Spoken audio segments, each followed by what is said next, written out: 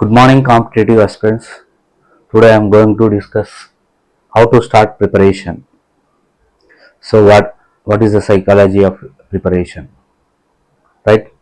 ఈ వీడియోలో మనం ఏమేమి తెలుసుకోబోతున్నాం అంటే ఒక రోజును ఎలా ప్రారంభించాలి, బుక్స్ను ఏ విధంగా సెలెక్ట్ చేసుకోవాలి, కరెంట్ అఫైర్స్ ఎట్లా సెలెక్ట్ చేసుకోవాలి, ఒక సబ్జెక్ట్ సంబంధించిన మల్టిపుల్ బుక్స్ను ప్రిపేర్ కావాలా, ఒక బుక్ ప్రిపేర్ కావాలా, తర్వాత ఫుడ్ హ్యాబిట్స్ ఏంది, స్లీపింగ్ టైం ఏంది, తర్వాత జర్నలింగ్ ఏంది, రిఫ్లెక్షన్ ఏంది, సో అని ఈ వీడియోలో పర్టికులర్గా నేర్చుకోబోతున్నాము. యాక్చువల్గా ప్రిపరేషన్ సైకాలజీ అనేది తెలియకపోతే, ప్రిపరేషన్ సైన్స్ అనేది తెలియకపోతే మనం ప్రిపరేషన్ స్టార్ట్ చేసి వేస్ట్. ఇది చాలామంది మనకు ఎక్కడ చెప్పరు, ఇక్కడ దొరకదు. సో కాబట్టి ప్రిపరేషన్ సైన్స్ మనం తెలుసుకోవాలి ఫస్ట్. ఆ సైన్స్ని మీకు డీటెయిల్గా ఈ వీడియోలో ఎక్స్ప్లెయిన్ చేయడానికి నేను ఇది స్టార్ట్ చేశాను. సో ఆల్రెడీ నా పార్ట్ 1 వీడియోలో ఏమేమి ఉంటాయంటే మనకు పోమోడారో టెక్నిక్ ఏంటి, రీడింగ్ మెథడ్స్ ఏంటి, తర్వాత రీడ్ చేసేటప్పుడు మనం ప్రిపరేషన్ కూర్చున్నప్పుడు లైటింగ్ ఎట్లా ఉండాలి, సిట్టింగ్ పొజిషన్ ఎట్లా ఉండాలి, సబ్జెక్ట్ సెలెక్షన్ ఎట్లా చేసుకోవాలి, రిఫ్లెక్షన్ ఎట్లా చేయాలి, అఫర్మేషన్స్ ఏం చేయాలి, ఎట్లా చేయాలి, టైం మేనేజ్మెంట్ ఎట్లా చేయాలని ఫస్ట్ వీడియోలో చేయడం జరిగింది. ఎవరైతే చూడకుంటుంటే ఆ వీడియో చూడండి, లింక్లో పెట్టేస్తాను. రైట్. సో చాలామంది యంగ్స్టర్స్ జస్ట్ వాళ్ళ academics like graduation, post graduation అయిపోగానే కాంపిటేటివ్ ఎగ్జామ్లోకి దిగుతారు. వాళ్ళకు ఈ కాంపిటేటివ్ ఎగ్జామ్ ప్రిపరేషన్కి సంబంధించిన సైన్స్ తెలియదు. ఇది ఒక సబ్జెక్టా, ఇది ఒక సైన్సా, మాకు ఎక్కడ చెప్పలే, ఏ బుక్లో లేదు, ఎట్లా ప్రిపేర్ చేయాలి ఏందో. సో ఎక్కడ ఉండదు, ఎవరు చెప్పరు. ఎందుకు? సో దీన్ని తెలుసుకుంటేనే నీకు జాబు వచ్చే ఛాన్సెస్ ఎక్కువ ఉన్నాయి, తక్కువ టైంలో జాబ్ కొట్టే అవకాశం ఎక్కువ ఉంది. సో సో ఇది ఒక ట్రెడిషనల్ మెథడ్ అంటే మిగతా వాళ్ళు అందరూ ఎట్లా చేస్తారో మనం వాళ్ళని చూసి ఫాలో అయ్యి ఆ విధంగా మనం ముందుకు వెళ్తాం అంతే. ఈవెన్ మనకు కాంపిటేటివ్ కోచింగ్ సెంటర్స్ ఉంటాయి, కోచింగ్ సెంటర్లో పోతాం, అక్కడ సబ్జెక్ట్ సంబంధించిన ఎక్స్పర్ట్స్ ఉంటారు. ఆ పర్టికులర్ సబ్జెక్ట్ని ఎట్లా చదవాలని చెప్తారు, కానీ నీ డే మొత్తం ఎట్లా చదవాలని ఆయనకి ఏం తెలుసు? ఆయన తెలిసింది ఒకటే, ఆ సబ్జెక్ట్ ఎట్లా చదవాలి, అలా మార్కులు ఎట్లా తెచ్చుకోవాలి, అలా షార్ట్ కట్స్ ఏంటి, ట్రిక్స్ ఏంటి, టిప్స్ ఏంటి, న్యూమోనిక్స్ ఏంటి, అవి మాత్రం చెప్తారు. సో వాళ్ళు అక్కడి వరకే వాళ్ళు ఎక్స్పర్ట్స్, బట్ ఇదంతా ఎక్స్పర్ట్ వాళ్ళు కాదు. మరి ఇందులో ఎక్స్పర్ట్స్ ఎక్కడ ఉంటారు, ఎక్కడికి పోవాలి, మరి ఏ బుక్ చదివితే ఇదంతా నాకు ఈ సైన్స్ అంతా తెలుస్తుంది అంటే ఎక్కడ తెలియదు. సో దీన్ని స్టడీ చేసిన నాలాంటి వాళ్ళు చెప్తే తప్ప మీకు అప్పటి వరకు తెలియదు. రైట్.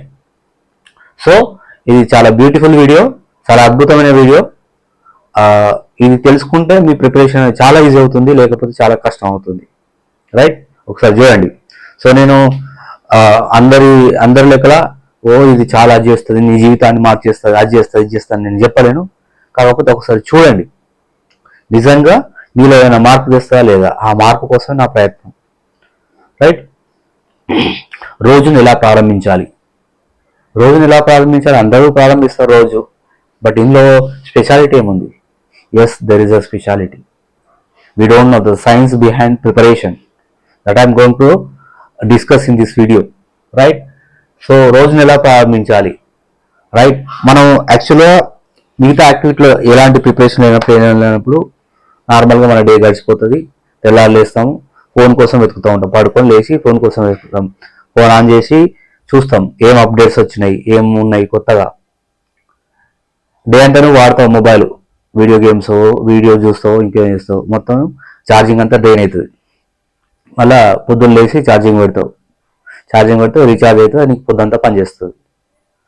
ఒక ప్రాణం లేని డివైజే అట్లా పనిచేస్తే మరి ప్రాణం ఉన్న మనకు రీఛార్జ్ అవసరమా? ఎస్, అబ్సల్యూట్లీ రీఛార్జ్ అవసరం. So that is called mind recharge. So మైండ్కు రీఛార్జ్ ఉంటుందా? మైండ్కు మనం రీఛార్జ్ చేయాలా? అబ్సల్యూట్లీ చేయాలి.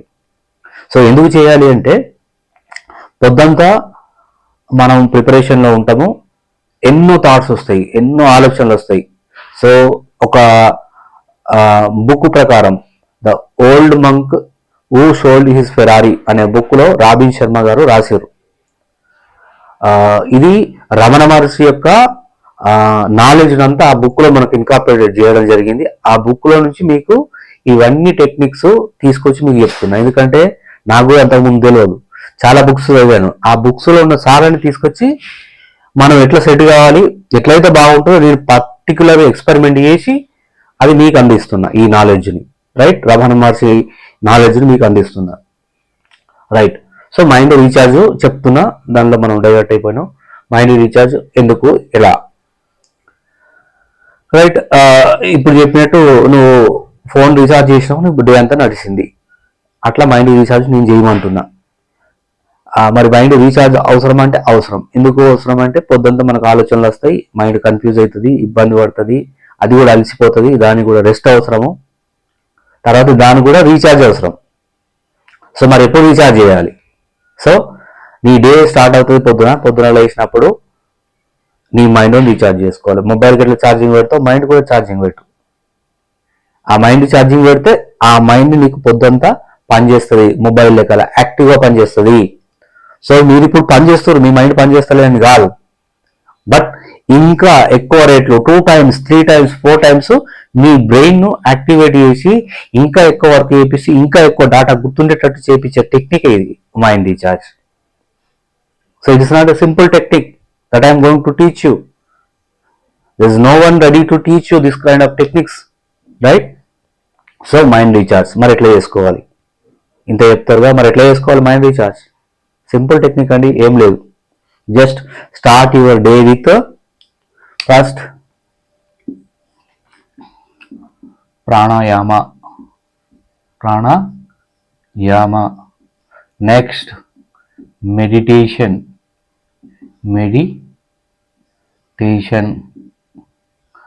అండ్ ఫిజికల్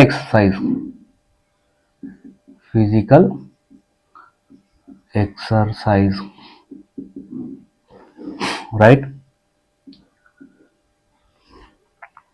సో ఒక డేలో కనీసం 30 minutes నీకంటూ వెచ్చిస్తే నీ డే అనేది ఫ్రూట్ఫుల్గా ప్రొడక్టివ్గా ఉంటుంది.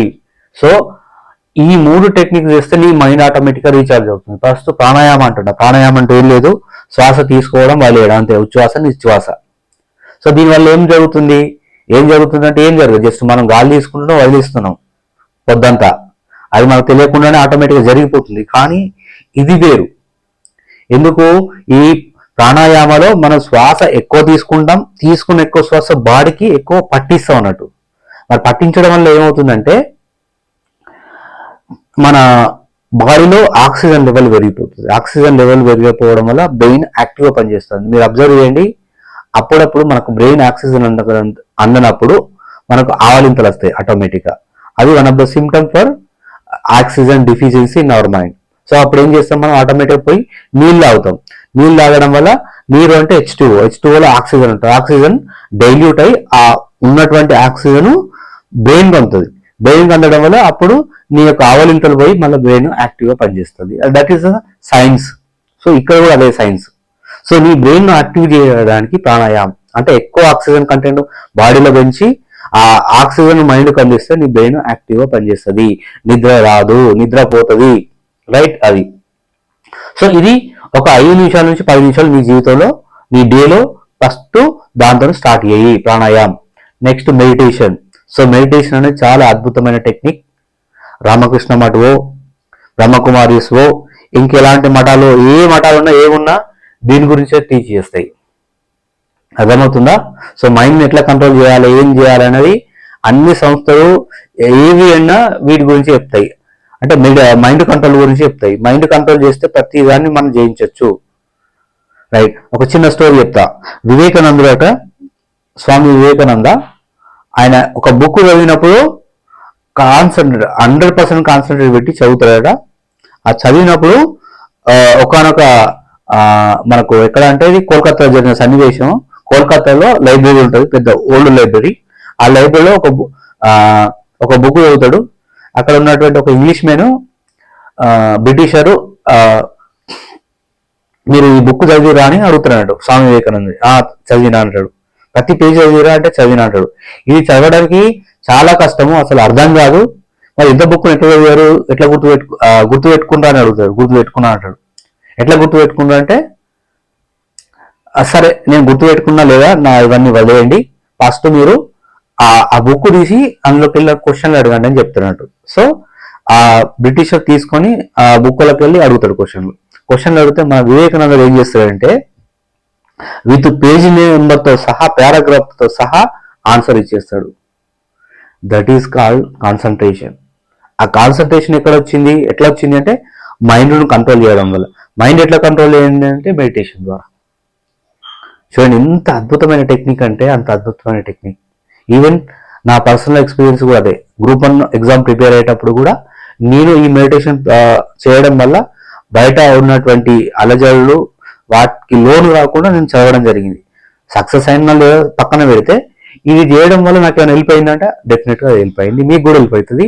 మీ జీవితంలో ఒక 21 days ట్రయల్ చేసి చూడండి. దానిలో అద్భుతాలు సాధించకపోతే నన్ను అడగండి.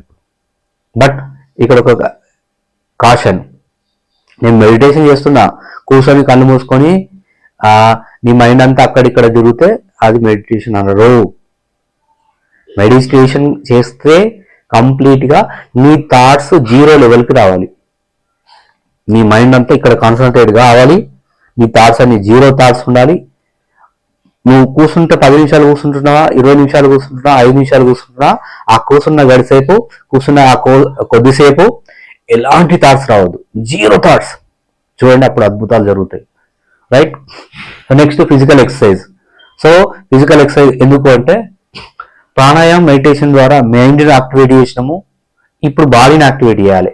బాడీని ఎందుకు యాక్టివేట్ చేయాలంటే సో మనము ఈ కాంపిటేటివ్ జర్నీలో చాలా రోజులు ఉండాలి కాబట్టి ఇక్కడ మన మైండ్ పనిచేయాలి, బ్రెయిన్ పనిచేయాలి. బాడీ పనిచేయాలి, మన బ్రెయిన్ పనిచేయాలి.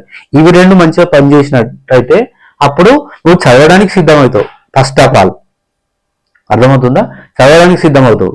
సో ఈ రీడ్ ద్వారా brain activation, next physical exercise. So compulsory ఈ ఫిజికల్ ఎక్సర్సైజ్ ద్వారా మనకు బాడీ యాక్టివేట్ అయిపోతుంది. పొద్దుంతా కూర్చోవడానికి మన బాడీ సహకరిస్తుంది. ఎలాంటి తిమ్మిర్లు రాకపోవడం కానీ, నడునొప్పి కానీ, మెడల నొప్పి కానీ ఇవన్నీ ఏవి లేకుండా మనం యాక్టివ్గా ఉండాలంటే ఈ ఫిజికల్ ఎక్సర్సైజ్ అవసరం. కంపల్సరీ ప్రతిరోజు ఒక 15 నిమిషాలు 10 నుంచి 15 నిమిషాలు ఫిజికల్ ఎక్సర్సైజ్ చేసుకుంటే నీ డే యాక్టివేట్ అయిపోతుంది. నువ్వు స్టార్ట్ చేసుకో ప్రిపరేషన్. ఆటోమేటిక్గా నీ డే అనేది నడిచిపోతూ ఉంటుంది. రైట్. సో ఇది బ్రెయిన్ రీఛార్జ్ చేయడం, మైండ్ రీఛార్జ్ అనేది ఈ రెండింటి వల్ల అవుతుంది. ఫిజికల్ ఎక్సర్సైజ్ వల్ల బాడీ రీఛార్జ్ అవుతుంది. సో అప్పుడు నువ్వు ఎఫెక్టివ్గా చదవడానికి నువ్వు సిద్ధం అయిపోతావు.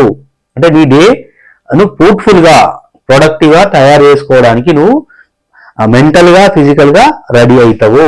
రైట్. నెక్స్ట్ సరే సార్ ఇవన్నీ చెప్పారు, మరి బాగానే ఉంది, ఇవన్నీ నేను చేసిన, కానీ నన్ను కొన్ని ఫ్యాక్టర్స్ నా కాన్సన్ట్రేషన్ దెబ్బతీస్తున్నాయి, డివియేట్ చేస్తున్నాయి. ఇవి ప్రతి వాళ్ళకు ఉండేవి.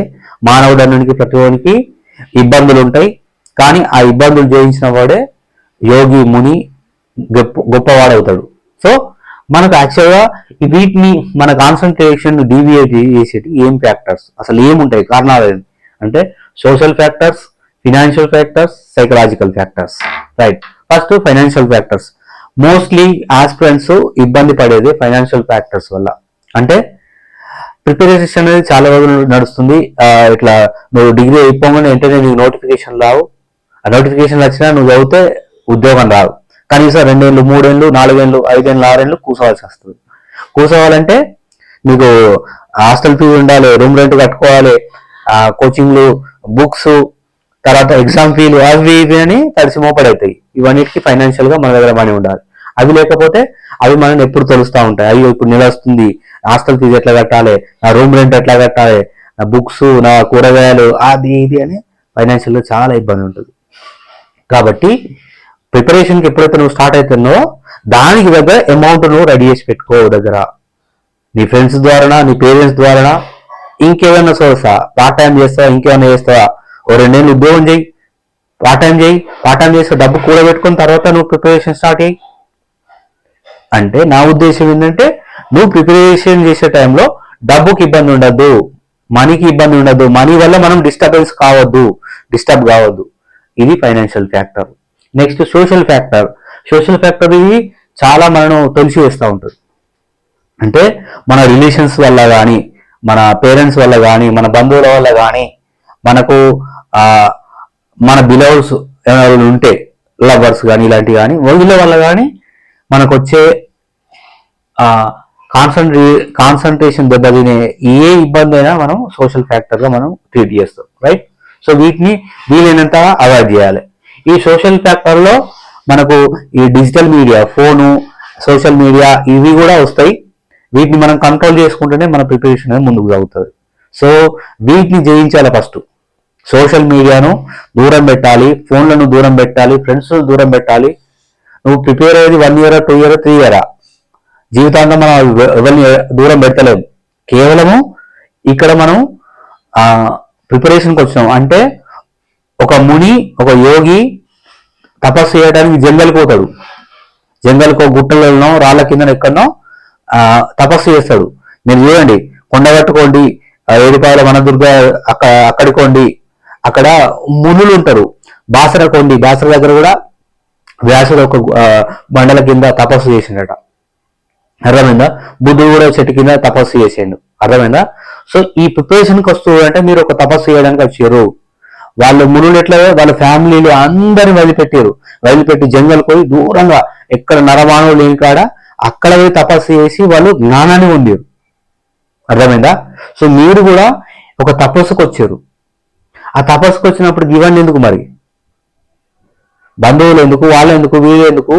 ఈవెన్ మనం ఆ 3 గంటల కొన్ని సంవత్సరాల కొద్ది వాళ్ళు దూరం పెట్టారు, కానీ మనం సంవత్సరాల కోసం కాదు, మన లైఫ్ సెట్ కావడానికి కొద్ది రోజులు మాత్రమే దూరం పెడుతున్నాం. ఆ దూరం పెట్టడం ఎట్లా అంటే అది నువ్వు నిర్ణయించుకో. ఇక నేను ఇంత నీకు క్లూ ఇస్తున్నా, ఇది ఎంత విలువైంది, నీ సమయం ఎంత విలువైంది, నువ్వు దేనికోసం వచ్చినావు. అలాంటప్పుడు ఆ యోగులు మునులు వాళ్ళు ఎట్లా చేసారు తపస్సు, మరి నువ్వెందుకు అట్లా చేయలేకపోతున్నావు, నువ్వేమో ప్రాబ్లమ్స్ వల్ల ఇబ్బంది అవుతున్నావు, నువ్వు తెలుసుకో. ఇక్కడ తెలుసుకొని దాన్ని ఒకటి షార్ట్ అవుట్ చేసుకొని దాన్ని ఎట్లా అవాయిడ్ చేయాలో అది చేయాలి.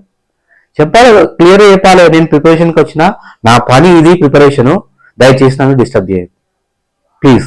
నేను కొద్ది రోజుల్నే నీకు దూరంగా ఉంటున్నా, సమాజానికి దూరంగా ఉంటున్నా, సోషల్ మీడియాలో దూరంగా ఉంటున్నా, నువ్వు చెప్పుకో, వాళ్ళకు కూడా చెప్పేసాయి. అందరూ అర్థం చేసుకుంటారు. అరే ఇది చాలా పవిత్రమైన పని, జీవితంలో ఒకటేసారి మనం చేస్తాము సెట్ అవ్వడానికి. సో వీళ్ళని కూడా డిస్టర్బ్ చేయొద్దని ఎదుటి వాళ్ళు కూడా అర్థం చేసుకుంటారు. నువ్వు కన్వే చేసే విధానంలో ఉంటుంది, right? This is social factor. And psychological factor. చదువుతున్నాం, ఎంత చదువుతున్నాం, ఇక రావట్లేదు జాబ్, అవ రావట్లేదు, జస్ట్ నిన్న రిజల్ట్ అనౌన్స్ చేసి గ్రూప్ డి, అందులో కూడా నాకు జాబ్ రాలేదు. ఇవి ఏం చేస్తాయంటే మనకు డిమోటివేట్ చేస్తాయి. అయ్యో నేను దీనికి అర్హున్నా, నాకు జాబ్ వస్తుందా రాదా, ఎన్ని రోజులు పడుతుంది, నోటిఫికేషన్లు ఎప్పుడు వస్తాయి, ఇవన్నీ మైండ్ తెలుస్తాయి. సో ఇవందరికీ కామన్గా ఉండే ప్రాబ్లము, సైకాలజికల్ ఇష్యూస్. సో ఒకటే గుర్తుపెట్టుకోండి, మనం చేసే ఎఫర్ట్, మనం చేసే ప్రయత్నం పైన మనకు నమ్మకం ఉండాలి. సో కాంపిటేటివ్ ప్రిపరేషన్ అనేది ఇది లాంగ్ టర్మ్ గోల్. తొందర పడితే రాదు జాబు, నువ్వు సైకలాజికల్ ఫీలింగ్ పెట్టుకుంటే రాదు. అర్థమవుతుందా? ఒక్కొక్క స్టెప్ మెల్లమెల్ల గ్రాడ్యువల్గా పెంచుకుంటే పోతే వస్తుంది తప్ప నీకు ఇమీడియట్గా నువ్వు వచ్చినా, నేను కోచింగ్ తీసుకున్నా, నేను అది చేసినా, నేను మంచి ఎగ్జామ్ ఇచ్చినా నాకు రాలేదంటే దాని నుంచి బాధపడితే కుదరదు. ఒక్కొక్క స్టెప్, ఒక్కొక్క ఫెయిల్యూర్ నుంచి ఒక ఎగ్జామ్ రాసినావు, ఆడ ఫెయిల్యూర్ వచ్చింది, ఏం ప్రాబ్లం వల్ల వచ్చింది, ఏ సబ్జెక్టు నీకు మార్కులు తక్కువ వచ్చింది, ఆ సబ్జెక్ట్ మీద వర్క్ చేయి, ఆ సబ్జెక్ట్లో ప్రొఫిషియెంట్గా, మాస్టర్గా నెక్స్ట్ అటెంప్ట్. అప్పుడు ఎందుకు రాదో చూడు. నిన్ను నువ్వు యాక్సెస్ చేసుకోవాలి కదా, నిన్ను నువ్వు టెస్ట్ చేసుకోవాలి కదా, అట్లా. సో ఈ సైకలాజికల్ ఫ్యాక్టర్స్ ఇట్లుంటాయి. ఇవి చాలా ఈజీగా జయించవచ్చు, ఏం లేదు, జస్ట్ ఓపిక అండ్ నీ తప్పుల నుంచి తెలుసుకోవడం వల్ల ఇవి దూరం అవుతాయి. ఫైనాన్షియల్ అంటే ఎక్కడ ఫ్రెండ్స్ దగ్గర అప్పు తీసుకోవడము, బయట అప్పు తీసుకోవడం, ఇంకేదైనా కష్టపడము, 2-3 ఏళ్ళు డ్యూటీ చేయడం, ఉద్యోగం చేయడం, బయట పార్ట్ టైం చేయడం వల్ల ఇది దూరం చేయొచ్చు. సోషల్ ఫ్యాక్టర్స్ మనం చెప్పుకోవడం వల్ల దూరం చేయొచ్చు ఇది. సో కాన్సన్ట్రేట్ డీవియేషన్ చేసే ఫ్యాక్టర్స్ అవి, వాటిని ఏ విధంగా కంట్రోల్ చేసుకోవాలో ఇది ప్రతి ఒక్కరికి వేరువేరుగా ఉంటుంది. మీరు మిమ్మల్ని మీరే అది చేసుకోవాలి. మనకు భగవద్గీతలో ఒక శ్లోకం ఉంటుంది, భగవద్గీతలో 6వ అధ్యాయంలో 5వ వర్స్. మనకి ఏం చెప్తారంటే శ్రీకృష్ణుడు అర్జునుడికి, మన ఆత్మే మనకు బంధువు, మన ఆత్మే మనకు శత్రువు. ఆత్మ ఇన్ ద సెన్స్ మన మైండ్. సో మైండ్ నువ్వు ఫ్రెండ్ చేసుకుంటే నీకు మంచి రిజల్ట్ వస్తుంది.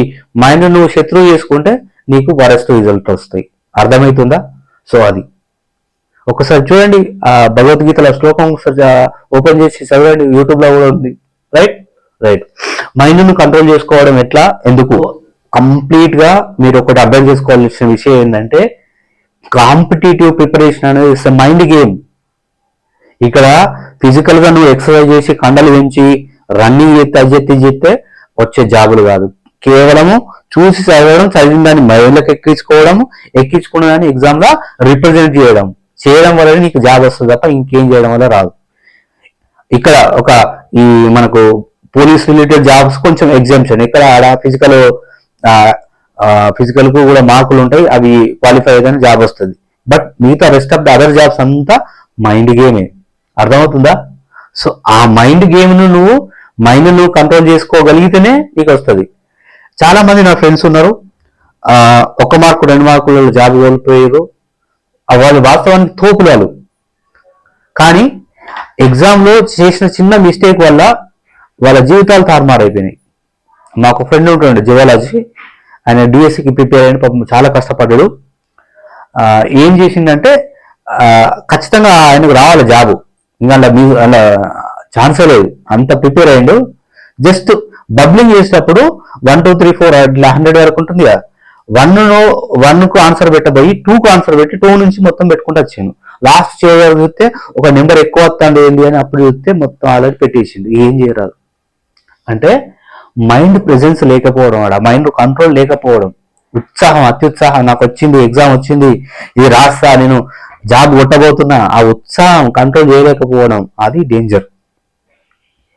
ఎంత వచ్చినా దాన్ని రిప్రజెంట్ చేయడం రావాలి. ఎగ్జామ్ లో మైండ్ ఎంత కూల్గా ఎంత యాక్టివ్గా పనిచేస్తే నీకు విజయం అంత ఎక్కువ వస్తుంది. మీరు కావాలంటే ఎవరైనా జాబులు కొట్టిన వాళ్ళని పోయి అడగండి. సో నేను చెప్తున్నా, నేను కూడా 8 జాబులు కొట్టినా, నేను కూడా అలాంటి మైండ్ ప్రెజెన్స్ ఉంటేనే ఎక్కడికి వచ్చిన. నాకు కూడా ప్రెజెన్స్ ఆఫ్ మైండ్ లేక చాలా ఉద్యోగాలు అయినాయి.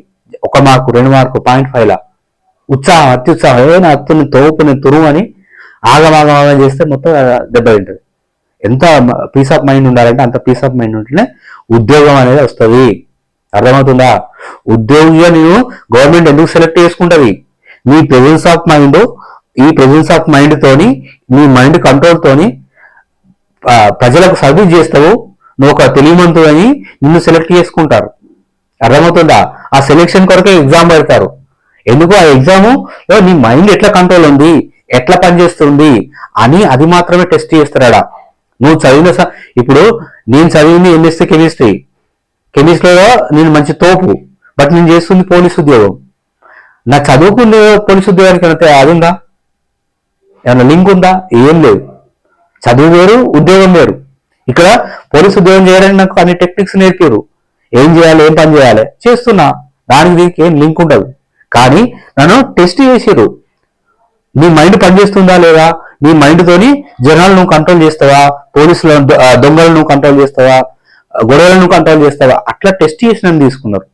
ఎస్, దానికి మైండ్ కంట్రోల్ కొరకే, మైండ్ నీకు ఎంత మంచిగా పనిచేస్తుంది, ఎంత షార్ప్గా చేస్తుంది, ఎంత తెలివిగా నువ్వు పనిచేస్తున్నావు అని నిన్ను టెస్ట్ చేసుకొని గవర్నమెంట్ ఉద్యోగిగా నిన్ను సెలెక్ట్ చేసుకుంటారు ప్రభుత్వం. రైట్? అది నెక్స్ట్, ఒక రోజును ఎలా డివైడ్ చేసుకోవాలి. సో ఒక రోజును మనకు 3 పార్ట్గా డివైడ్ చేసుకోవాలి. అర్థమవుతుందా? సో 3 పార్ట్గా డివైడ్ చేసుకోవాలి, మార్నింగ్, ఆఫ్టర్నూన్, ఈవినింగ్. అది అందరికి తెలుసు. కానీ ఈ మార్నింగ్ లో ఈ పార్ట్ని ఇక్కడ యాడ్ చేసుకోండి. అంటే మీరు లేచిన తర్వాత మిగతా మీ డేను స్టార్ట్ చేసిన కంటే ముందు ఈ పార్ట్ని ఇక్కడ యాడ్ చేసుకోండి. నెక్స్ట్ కింద ఈవినింగ్ పడుకోబోయే ముందు జర్నలింగ్, రిఫ్లెక్షన్ ఇక్కడ యాడ్ చేయండి. ఏంటో నేను తర్వాత చెప్తా. రైట్? సో మార్నింగ్ ఈ పార్ట్ ఇక్కడ ఒక 30 minutes వరకు, ఇక్కడ ½ an hour లేదా 1 hour, అది మీ ఇష్టం. తర్వాత మార్నింగ్ నేను ఆల్రెడీ ఇంతకుముందు ప్రీవియస్ వీడియోలో చెప్పిన మార్నింగ్ ఎట్లా టాపిక్స్ చేసుకోవాలి, ఏ టాపిక్ నీకు హార్డ్ అనిపిస్తే హార్డ్ ఇక్కడ తీసుకోవాలి, మీడియం ఇక్కడ తీసుకోవాలి ఆఫ్టర్నూన్, అండ్ సింపుల్ ఈవినింగ్ తీసుకోవాలి. తర్వాత నైట్ జర్నలింగ్ చేయాలి. జర్నలింగ్ ఏంటో నెక్స్ట్ చెప్దాం. రైట్? సో ఇది డేని ఎట్లా డివైడ్ చేసుకోవాలి. నెక్స్ట్ వారానికి ఎన్ని రోజులు చదవాలి, రివిజన్ ఎట్లా చేయాలి. రైట్? ఇది చాలా ఇంపార్టెంట్. ఇది లేకపోతే, ఇది తెలియకపోతే ప్రిపరేషన్ దెబ్బతింటది. అందరు ఎట్లా ప్రిపేర్ అవుతారు, నువ్వు ఎట్లా ప్రిపేర్ అయితే నువ్వు జాబ్ కొట్టావు ఎప్పటికి కూడా. సో ఇది తెలియాలి కంపల్సరీ, చాలా ఇంపార్టెంట్. రైట్. వారానికి 6 రోజులు చదవాలి, ఒక రోజు రెస్ట్ తీసుకోవాలి. ఈ రెస్ట్ తీసుకునేటప్పుడు అంటే సండే తీసుకుంటే ఒక half day revision, half day rest ఇక్కడ. రైట్. 6 రోజులు మొత్తం చదవాలి. అర్థమవుతుందా? రైట్. ఒక చిన్నగా స్టోరీ చెప్తా ఇక్కడ. ఒక కట్టెలు కొట్టేవాడట. వాడు చాలా రోజుల నుంచి కట్టెలు కొడుతూనే ఉండేట. కట్టెలు కొట్టి ఒక బిజినెస్ స్టార్ట్ చేసిండు, ఒక కట్టెల దుకాణం. అయితే వాని యొక్క ఎఫిషియన్సీ ఏంటి అంటే ఫస్ట్ నుంచి ఒక రోజుకు 15 చెట్లు నరకగలడు అని ఎఫిషియన్సీ. సో అట్లా వాడు కొంచెం కట్టెల బిజినెస్ పెట్టడానికి ఎదిగిండు. అయితే ఇక వాడు కొంచెం ఏజ్ అవుతాడు, ఇక నేను నరకలేను అన్నట్టుగా అప్పుడు ఒక అసిస్టెంట్ పెట్టుకున్నాడు, ఒక జూనియర్ని అసిస్టెంట్ పెట్టుకున్నాడు. అయితే అసిస్టెంట్ కూడా వీళ్ళ లెక్కలనే ఫస్ట్ 5, 10, 15కి వచ్చిండు. నెక్స్ట్ ఒక కొన్ని రోజులలో 20 చెట్లు నరకడానికి వచ్చాడు. ఈ ఓనర్ చూస్తాడు, అరే అమ్మ వీడు పోరవాడు ఉన్నాడు, నాకంటే ఎక్కువ చెట్లు నరకగలిగింది, ఏంది వీని దగ్గర టెక్నిక్ ఏంది అని లోపల అనుకుంటాడు. అరే నాకంటే చిన్నోడు, వాడిని ఎట్లా అడగాలని అని ఈగో సాటిస్ఫై అవుతలేదు. కానీ ఆపుకోలేక ఏం చేసిండు, అరే పిలిచి, అరే నేను ఇంతవరకు నేను 15 చెట్లు కొట్టగలిగినా, నా జీవితాంతం ఎంత యాడ్ చేసినా అని 15 చెట్ల కంటే ఎక్కువ కొట్టలేదు, మరి నువ్వెట్లా ఎక్కువ కొట్టగలిగినవరా అని అడిగినట. అయితే వాడు చిన్న టెక్నిక్, ఏం లేదు మాస్టర్, జస్ట్ నేను అంతకుముందు కొట్టిన 5 చెట్లు 10 చెట్లు 15 చెట్లు కొట్టిన తర్వాత ఆలోచించిన, ఎంత రొటీన్గా కొత్త నా ఎఫిషియన్సీ పెరగట్లేదు ఏంటి అని ఆలోచించినాడు. తర్వాత మళ్ళీ ఏం చేసిందంటే ప్రతి చెట్టుకు గొడ్డల్ని నూరి నరకడం పెట్టిండడు. సో అట్లా ప్రతి చెట్టుకు గొడ్డల్ని షాప్ చేసి అట్లా వాడు ఎక్కువ చెట్లు కొట్టగలిగింది. అంటే ఈ మాస్టర్కును ఆ జూనియర్కు తేడా ఏంటి అంటే, మాస్టర్ అనేది పాత పద్ధతి, మూస పద్ధతి పోయి ఆ గొడ్డల్ని నూరక ఒకసారి నూరితే మొత్తం 15 చెట్లు కొట్టేదాకా అంతే. కానీ ఈ జూనియర్ ఏం చేసిండే ప్రతిసారి గొడ్డలు నూరేళ్ళు, అంటే గొడ్డలు నూరితే షార్ప్ అయిపోతుంది, ఆటోమేటిక్గా మన చెట్లు నరకడానికి ఇంక ఈజీ అవుతుంది. అట్లా 20 చెట్లు నరకగలిగాడు. రైట్. సో నువ్వు కూడా అదే పని చేయాలి. నీ గొడ్డల్ని ప్రతిసారి నూరాలి, ప్రతి వీక్కి ఒకసారి నూరాలి. అర్థమవుతుందా? అట్లా నూరడం అంటే ఇన్ ద సెన్స్ ఇక్కడ revision, number of time revision, ప్రతిరోజు రివిజన్ చేయాలి, తర్వాత వీక్కి ఒకసారి రివిజన్ చేయాలి, మళ్ళీ మంత్లీ ఒకసారి రివిజన్ చేయాలి. సో సక్సెస్ అనేది కేవలం రివిజన్ పైన ఆధారపడి ఉంటుంది. రివిజన్ లేకపోతే waste. Revision multiple times of revision. ఎట్లయితే గొడ్డలి వాడు షార్ప్ చేస్తుండో నీ గొడ్డలి నువ్వు షార్ప్ చేయి, నీ బ్రెయిన్ అనే గొడ్డల్ని నువ్వు షార్ప్ చేయి, దాన్ని షార్ప్ చేయడానికి రివిజన్ చేయాలి. రైట్. సో వారానికి 6 రోజులు చేయాలి. 6 రోజులు చేసి సండే నాడు హాఫ్ డే, ఆ వారంలో అంటే 6 రోజుల్లో నువ్వు ఏ సబ్జెక్ట్ అయినా అవి మాత్రం రివిజన్ చేసి ఒక హాఫ్ డే రెస్ట్ తీసుకో. సినిమా చూస్తావా, మ్యూజిక్ వింటావా, బయట కొత్తవా, ఫ్రెండ్స్తో చిట్చాట్ చేస్తావా, నీ ఇష్టం. రైట్. ఇది రివిజన్. సో అప్ టు ఈ ఎగ్జామ్ వరకు ఇంతే రివిజన్ చేయాలి. నేను ఒక సబ్జెక్ట్ చదివినాడు వైలెట్ అంటే కూడదు. రివిజన్. రైట్. సో ఇది రోజును ఎట్లా ప్రారంభించడం, రోజును ఎట్లా కంటిన్యూ చేయడం. Next book reading. So book reading లో కరెంట్ అఫైర్స్ ఎట్లా చదవాలి, multiple books for one subject ఎట్లా చదవాలి, నేను చిన్న క్లిప్స్ చేస్తా, దీనిపైన ఇదే వీడియో యాడ్ చేస్తా, చూడండి. ఇక్కడ ఎక్కువ ఎక్స్ప్లెయిన్ చేయను నేను. ఇదే చాలా ఇంపార్టెంట్. మీకు లైవ్ ఎగ్జాంపుల్ బుక్స్ తీసుకొని కరెంట్ అఫైర్స్ నేను ఎట్లా చదువుతా, ఆ మల్టిపుల్ బుక్స్ తీసుకొని నేను ఎట్లా చేస్తా అన్నది ఇది ఇప్పుడు ఎక్స్ప్లెయిన్ చేస్తా. రైట్. ఇండియాను ఏ విధంగా చదువుతానంటే ఒకసారి చూడండి. ఈ షైన్ ఇండియాను నేను 3 రకాలుగా చదువుతా. అది ఎట్లా అంటే ఫస్ట్ కేవలము అందులో ఉన్నటువంటి ఇమేజెస్ మాత్రమే చూసుకుంటూ వెళ్తా. ఎట్లా చూడండి ఒకసారి. రైట్. సో 5 రాష్ట్రాల ఎన్నికలు మనకు కనిపిస్తున్నాయి కదా. 5 రాష్ట్రాల సీఎం కూడా వాళ్ళ ఫేసెస్ ఉన్నాయి. So west Bengal, Tamil Nadu, next ఇట్లనే. సో అన్ని జస్ట్ ఓన్లీ ఫోటోస్ చూసుకుని వెళ్ళిపోతా. నెక్స్ట్ రూపాయి భారీ పతనం కారణాలు. ఆ రూపాయి కనిపిస్తుంది మనకు, ఆ పెద్ద పెద్ద అక్షరాలు కనిపిస్తుంది. జస్ట్ మనకు ఐడియా వచ్చేస్తుంది రూపాయి ఎందుకు పతనం అవుతుంది ఏంది అని ఒక క్యూరియాసిటీ డెవలప్ అవుతుంది. ఇక్కడ జేకరో కనిపిస్తుంది చూడండి. Right. Just Modi UAE president, మిగతా రాష్ట్రాల ప్రెసిడెంట్స్ జస్ట్ బొమ్మలు చూసుకుంటూ పోతుంది. ఫస్ట్ ఓహో మోడీ ఇన్ని దేశాలకు వెళ్ళిపోయిందా. నెక్స్ట్ భారతదేశంలో పురుషుల స్త్రీల నివేదిక, లేడీస్ యొక్క నివేదిక ఎట్లుంది, అసలు రేషియో ఎట్లుంది ఏంది అనేది ఒక అవగాహన. జస్ట్ చూడండి. నాకు ఎన్సీఆర్బి డాటా అంటే మన దేశంలో క్రైమ్ ఎట్లుంది 2024కు సెంట్రల్ గవర్నమెంట్ రిలీజ్ చేసిన డాటానా, ఓహో అదా, జస్ట్ మనకు ఒక అర్థమైపోయింది. నెక్స్ట్ పంచాయతీ అభివృద్ధి సూచికనట. సో ఇది చాలా ఇంపార్టెంట్. మన దగ్గర ఎక్కడెక్కడ ఏమో ఉన్నాయి. తెలంగాణలో ఈ 9 రకాల ఇండికేటర్స్ ఎట్లున్నాయి, జస్ట్ ఓన్లీ బొమ్మనే చూస్తున్నాం, ఇంకేం చేయట్లేదు. నెక్స్ట్ వియత్నాం, మన మోడీ వియత్నాం పోయిండు, వియత్నాం ప్రెసిడెంట్ కలిసిండు, రైట్. నెక్స్ట్ ఆస్ట్రియా పోయిండు, ఆస్ట్రియా ఛాన్సలర్ను కలిసిండు. నెక్స్ట్ గృహ సామాజిక వినియోగం ఆరోగ్య సర్వే, ఇది చాలా ఇంపార్టెంట్, ఖచ్చితంగా ఇక్కడ క్వశ్చన్ దిగుతుంది. జస్ట్ ఓహో ఇది ఇచ్చిండు సర్వే, ఈ సర్వే ఇచ్చిండు. నెక్స్ట్ అంతర్జాతీయ ఎకోనం, తర్వాత లెబనాన్ కాల్పులట, తర్వాత OPEC దేశాల నుంచి UAE పోయిందట. ఎందుకంటే UAE సెపరేట్గా ఇండివిజువల్గా ఉండాలనుకుంటుంది. మన భారతదేశము OPEC దేశాలపైన ఆధారపడుతున్నాం దీనికి ముడి చమురు కొరకు, బట్ UAE సెపరేట్ అయింది. కాబట్టి ఈ వెస్ట్ ఏషియా డిస్టర్బెన్స్ ఉన్నాయి కదా, ఇరాను US తోని కాన్ఫ్లిక్ట్లు, అప్పుడు మన దగ్గర పెట్రోల్ రేట్లు పెరిగినాయి. కాబట్టి పెట్రోల్ పెరగకుండా ఉండాలంటే మనం వాళ్ళపైన ఆధారపడదు. సో అట్లా UAE సెపరేట్ అయిపోయింది. ఇది స్టోరీ, ఇట్లా చూడగానే స్టోరీ వచ్చేస్తుంది. ఫిలిప్పైన్స్, తర్వాత హంగేరీ, UAE, ఇట్లా జస్ట్ బొమ్మలే చూస్తున్నాను నేను అంతే. MSP పెరిగిందని ఈడ బొమ్మ కనిపించింది, రైట్.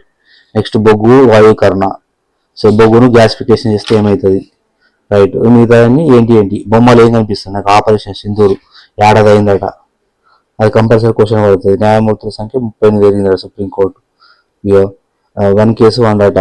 నెక్స్ట్ బీజేపీలో 7 ఆమ్ ఆద్మీ పార్టీలో వచ్చారు, అందులో రాఘవ్ చద్దా అనేటోడు చాలా ఇంపార్టెంట్, ఎందుకంటే వాడు న్యూస్లో ఎక్కువ ఉంటాడు. నెక్స్ట్ ఆంధ్రప్రదేశ్ పోతున్నాము. ఆంధ్రప్రదేశ్లో ఏమైనా ఫేమస్ ఉన్నాయా, ముఖ్యమైనవి ఉన్నాయి, విశాఖపట్నంలో ఏర్పాటు చేస్తారు. ఇట్లా జస్ట్ బొమ్మలు చూసుకుంటూ వెళ్ళిపోతా అంతే. తెలంగాణలో మోడీ వచ్చిండు, మీటు నొక్కిండు, హైదరాబాద్ మెట్రో రైల్ అట. నెక్స్ట్ బొమ్మలు, సమగ్ర శిక్ష దీని గురించి. సో ఇది మొత్తం మీద జస్ట్ నేను ఫస్ట్ అంటే బొమ్మలు చూసుకుంటూ వెళ్ళిపోతాను, రైట్. ఎకానమీకి సంబంధించి ఏమైనా ఉన్నాయా, బొమ్మలు ఏమి ఇచ్చిండు, వృద్ధి రేట్ ఎట్లుంది, కమిటీలు ఏమేమి కమిటీలు ఉన్నాయి, రైట్. ఇట్లా బొమ్మలు, సైన్స్ అండ్ టెక్నాలజీ, సో ఏం కనిపిస్తున్నాయి కొత్త బొమ్మలు, అగ్ని 5 అట. ఇట్లా జస్ట్ బొమ్మలు చూసుకుంటా ఫస్ట్ నాకు ఎంత ఒక 1 minute కూడా పట్టదు, రైట్. జస్ట్ మొత్తం ఇట్లా చూసేసిన బొమ్మలు కనిపిస్తున్నాయి, ఎంత కొంచెం స్లో, ఎంత ఫాస్ట్ వెళ్ళినా కొంచెం స్లోగా. ఇది ఫస్ట్ రీడింగ్ అయిపోయింది అది. నెక్స్ట్ మళ్ళీ సెకండ్ రీడింగ్, సో దాన్ని స్కానింగ్ అంటారు. ఇంతకుముందు మనం పటాపటా వెళ్ళిపోయినాం కదా, స్కానింగ్ ఏమేమి బొమ్మలు ఏంది దాన్ని స్కానింగ్ అంటారు. నెక్స్ట్ స్కిమ్మింగ్ అంటే ఏం లేదు, జస్ట్ ఇప్పుడు కొంచెం డీటెయిల్, కొంచెం బాగా డెప్త్ కాకుండా కొంచెం డీటెయిల్. ఇప్పుడు పశ్చిమ బెంగాల్ ఉంది, పశ్చిమ బెంగాల్ బీజేపీ వినేది మనకు తెలుసు. నెక్స్ట్ ఇమీడియట్గా వచ్చే క్వశ్చన్ ఏంది, సీఎం ఎవరు, తర్వాత ఎన్ని అసెంబ్లీ సీట్లు ఉండే బీజేపీకి ఎన్ని వచ్చినాయి. అట్లా తమిళనాడులో గెలిచింది ఎవరు విజయ్, ఏ గుర్తు విజిలు, తర్వాత మొత్తం సీట్లు ఎన్ని ఆయనకు వచ్చినాయండి, ఇంతే. సో అట్లా ఒక ఇది టాపిక్ తీసుకుంటాము, అందులో ఇంపార్టెంట్ ఏంది ఏం కథ ఎగ్జామ్లో రావడానికి అవకాశం ఉంది, ఈ విధంగా చూసుకుంటూ వెళ్ళిపోతాం. ఇట్లా హైలైట్ చేసుకుంటాం అన్నట్టు. సో పెన్నుతో కానీ మార్కర్తో కానీ ఇట్లా హైలైట్ చేసుకుంటాం. ప్రతిదీ కూడా అంతే. సో ఈ విధంగా ఓపెన్గా చదవడము, అంటే మీద చదవడము, ఇంపార్టెంట్ పాయింట్లు మాత్రమే చదవడం, దీన్ని స్కిమ్మింగ్ అంటారు. అర్థమవుతుందా? సో ఇట్లా ప్రతిదీ కూడా. సో మోడీ 5 దేశాలకు వేయండు, 5 దేశాలకు వెళ్తే ఏ దేశం వేయండు, అక్కడున్న ప్రధాని ఎవరు, అక్కడ ఉన్న ఇంపార్టెంట్ వ్యక్తిని ఎవరు కలిసిండు, తర్వాత ఎన్ని ఒప్పందాలు చేసుకున్నాడు. ఇది జస్ట్ ఒక డైరెక్ట్ క్వశ్చన్ రావచ్చుగా అప్పుడప్పుడు, దానికోసం డైరెక్ట్ నువ్వు చూడగానే నీకు అనిపించేది చూస్తావు, దాన్ని స్కిమ్మింగ్ అంటారు. Next detailed study.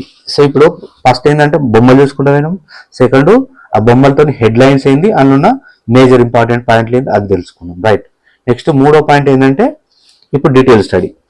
So detail study అంటే మనకు ఫస్ట్ టైంతో డీటెయిల్ చదవాలి, అక్కడ ఉన్న పాయింట్లు హైలైట్ చేసుకోవాలి. హైలైట్ చేసుకుంటే సుప్రీంకోర్టులో అంతకుముందు న్యాయమూర్తులు ఎంత ఉండే, ఏ టైంలో పెరిగారు, ఇప్పుడు ఎంతమంది అయ్యారు, పెరగడానికి అవకాశం ఎందుకు, అసలు ఎందుకు పెరగాలి, అవసరమా లేదా, నువ్వు డీటెయిల్గా చదివినప్పుడు నీకు ఇన్ఫర్మేషన్ అనేది తెలుస్తుంది, రైట్.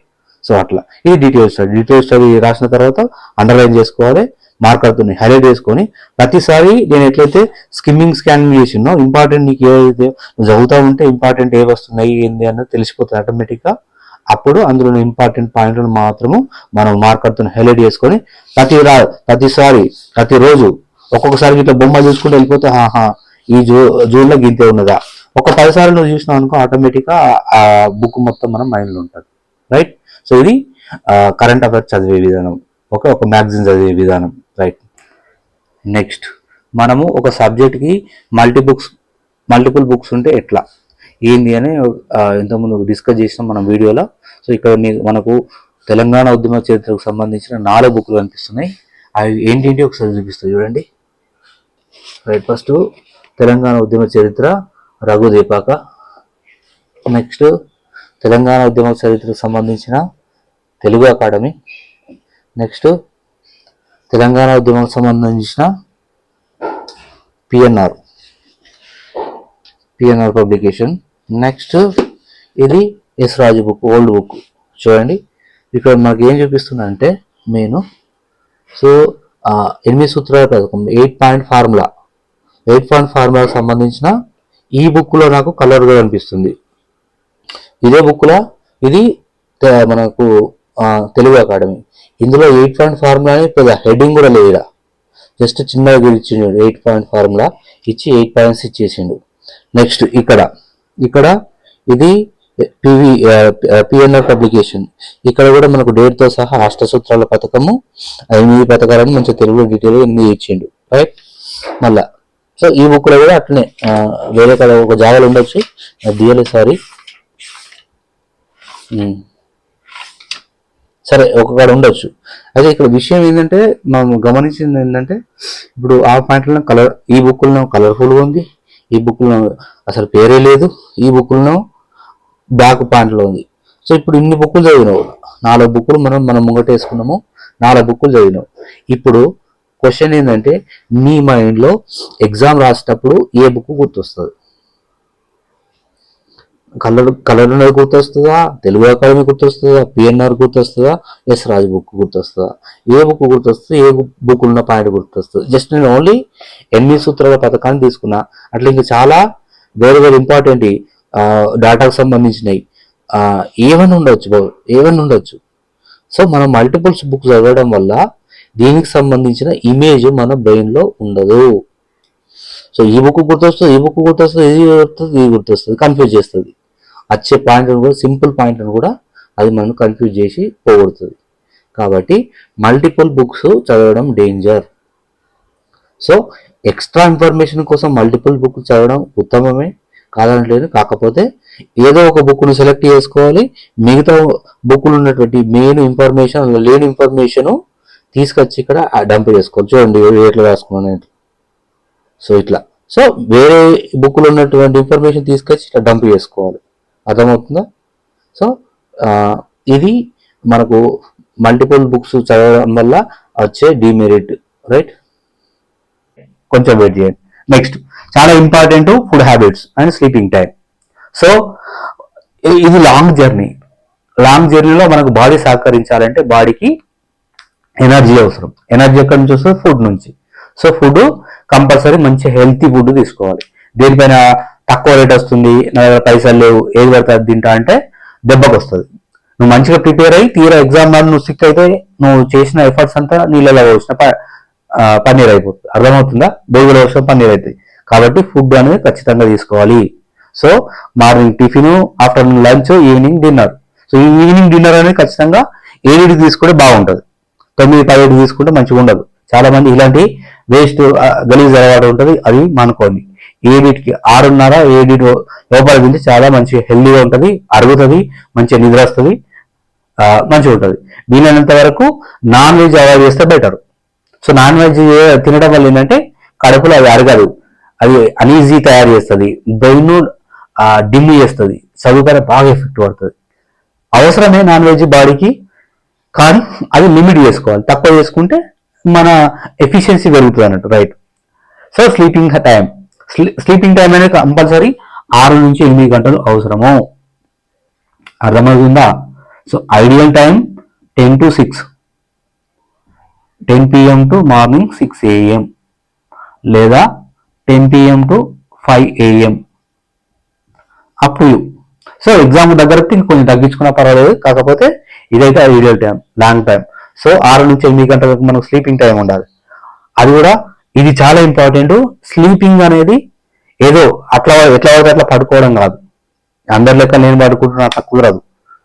సెపరేట్ నీకు ఒక మంచి ఎన్విరాన్మెంట్ కావాలి.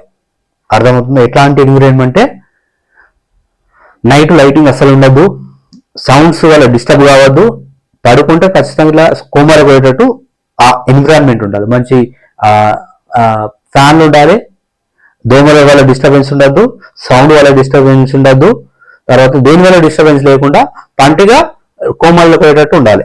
సో దీనికి ఏం చేయాలంటే మనకు రోడ్లకు దగ్గర ఉన్న రూములు కానీ హాస్టల్ కానీ ఇక్కడ తీసుకోవద్దు. రోడ్లకు దూరంగా ఉండి సౌండ్ పొల్యూషన్ రాకుండా, తర్వాత ఎలాంటి దోమలు కానీ ఇలాంటివి కానీ డిస్టర్బెన్స్ లేకుండా పడుకునేటప్పుడు లైట్ వల్ల పక్క రూములలో అక్కడిక్కడ లైట్లు వేస్తే మనకు నిద్ర డిస్టర్బ్ అవుతుంది.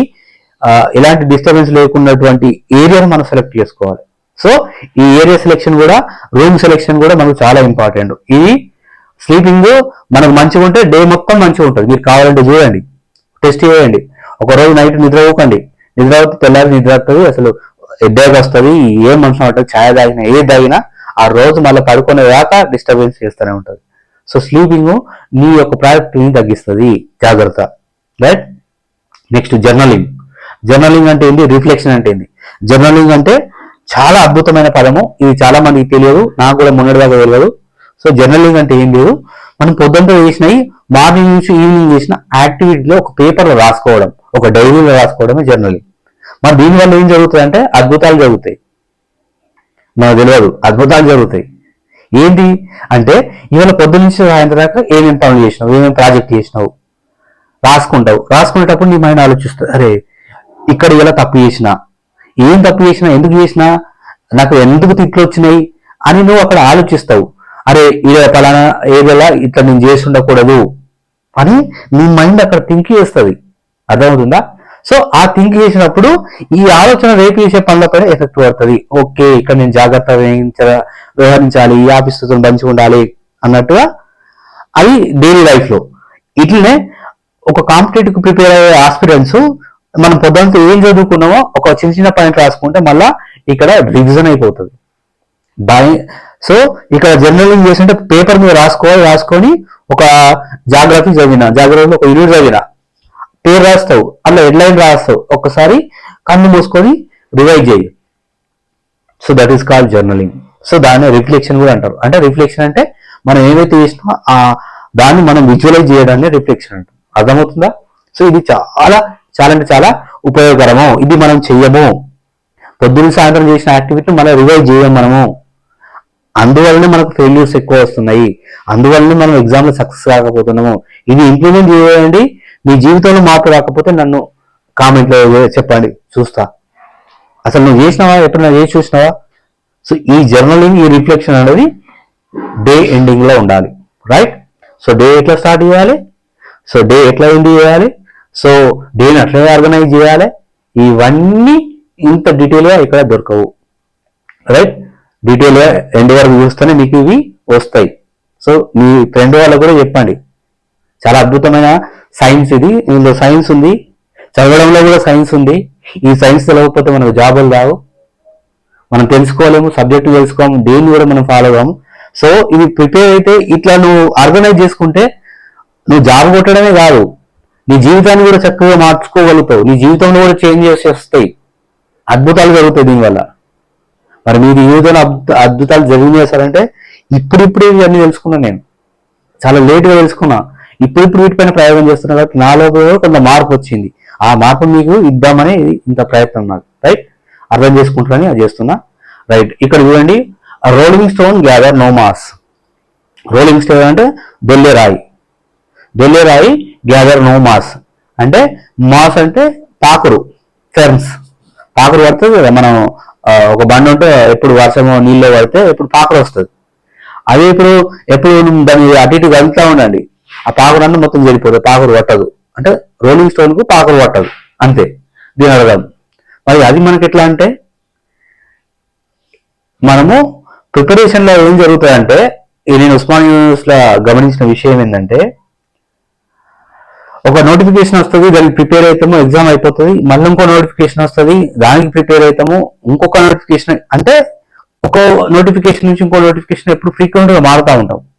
ఈ మారడం వల్ల ఏం జరుగుతుందంటే మన కన్సిస్టెన్సీ దెబ్బతింటది, మన ఎఫర్ట్ దెబ్బతింటది, మన ఎఫిషియన్సీ దెబ్బతింటది. నీకు గ్రూప్ 2 అంటే గ్రూప్ 2కే ఏళ్ళ కొద్ది ప్రిపేర్ గా గ్రూప్ 2కే పట్టుకొని ఉంటే దానిపైన బూజ్ అనేది వస్తుంది. నువ్వు గ్రూప్ 2 అని మొదలుపెట్టి మళ్ళీ ఎస్ఐ పోయి, ఎస్ఐ నుంచి మళ్ళీ డిఎస్సి పోయి, డిఎస్సి నుంచి రైల్వే పోయి, అక్కడికి పోయి ఇక్కడికి పోతే ఎక్కడ కూడా సక్సెస్ రాదు. అది the power of consistency, Perseverance అంటారు దాన్ని. సో ఏదైనా దేనికైనా డిఎస్సి అని స్ట్రిక్ట్ అయితే నువ్వు డిఎస్సి చదువు, అర్థమవుతుందా? కానీ ఉస్మానియా విశ్వవిద్యాలయం నేను అబ్జర్వ్ చేసిన విషయం ఏంటంటే మనము పూర్ బ్యాక్గ్రౌండ్ నుంచి వస్తాము, మనకు జాబ్ రావడమే పెద్ద అది నోటిఫికేషన్లు చాలా తక్కువ వస్తాయి, అది ఎప్పుడు వస్తాయో కూడా తెలియదు. ఇలాంటి సందర్భంలో మన మైండ్ కంప్లీట్గా డైవర్ట్ అయిపోయింది, నాకు కూడా డైవర్ట్ అయింది. ఫస్ట్ నాకు ఉద్యోగం కావాలి, సొసైటీలో నాకు ఒక గుర్తింపు కావాలి, అది చిన్నదైతే పెద్దదైతే ఏదైతే అనే తాపత్రయం ఉంటుంది, అది నేను అర్థం చేసుకోగలుగుతా. కానీ నీ గోల్ పెద్దదైతే కన్సిస్టెంట్ ఉండడం వల్ల నువ్వు విజయానికి దగ్గర అవుతావు, అది నేను చెప్పగలుగుతా. అట్లానే నేను అటు ఇటు పోవద్దు అనట్లేదు, ఎందుకంటే నీ పరిస్థితి నాకు తెలియదు, ఇక్కడ ఉంది చెప్పొచ్చు, కానీ పరిస్థితి నువ్వు చూసి అది అనలైజ్ చేసినప్పుడు దానికి అర్థమవుతుంది. నేను ఉస్మానియా యూనివర్సిటీలో నేను చూసిన, చాలా మందిని అబ్జర్వ్ చేసినా కాబట్టి అది నాకు తెలుసు. సో ఇది కాబట్టి ఎక్కువ మటుకు వేరే సబ్జెక్టులోకి డీవియేట్ కాకపోవడమే చాలా ఉత్తమం. నెక్స్ట్ ఇంకా 2 రాసిన, law of attraction and law of manifestation. Law of attraction అంటే ఏం లేదు, యూనివర్స్ను, నేచర్ను మనం అర్థం చేసుకోవాలంటే నేచర్ గురించి కానీ మనం పదే ఏదైతే విషయాన్ని తెలుసుకుంటామో అదే మనకు దక్కుతుంది, అర్థమవుతుందా? కాబట్టి ఈ పవర్ లా ఆఫ్ అట్రాక్షన్ నేను ఇక్కడ ఎందుకు తీసుకొస్తున్నా అంటే నీ గోరేంది జాబ్, ఆ జాబ్ గురించి ఆలోచించు నిరంతరం, పగలు రాత్రి నిద్రలో కూడా కళలో కూడా నువ్వు దాన్నే పట్టుకొని దాన్నే ఆలోచించి దాన్నే నువ్వు డ్రీమ్ చేస్తే ఖచ్చితంగా నీకు నువ్వు ఏదైతే అనుకుంటున్నావు అది నీకు దక్కబోతుంది. మేనిఫెస్టేషన్ అంటే ఏంటి?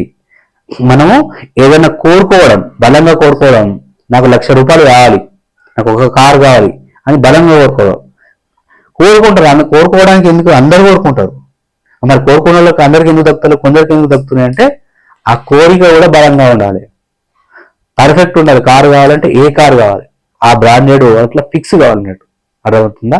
అట్లా ఫిక్స్ అయినప్పుడే నీకు అది దక్కుతుంది. నాకు ఎస్ఐ అంటే ఎస్ఐ, నీ గోల్ ఎస్ఐ గురించి డ్రీమ్ చేయి, ఎస్ఐ గురించి ఆలోచించు, అప్పుడే నీకు ఎస్ఐ దక్కుతుంది. కానీ దీని నుంచి దానికి, దాని నుంచి దీనికి, ఈ కొమ్మ నుంచి ఆ కొమ్మకు, ఆ కొమ్మ నుంచి ఈ కొమ్మకి ఇట్లా దునుకుతా ఉంటే సక్సెస్ రాదు. సో అభ్యర్థులారా గమనించండి, మీ జీవితంలో కొంచెం మార్పు తెచ్చినా, ఈ వీడియో వల్ల కొంత మార్పు తెచ్చినా నేను చాలా సంతోషిస్తా. And happy learning, stay happy, stay healthy, bye.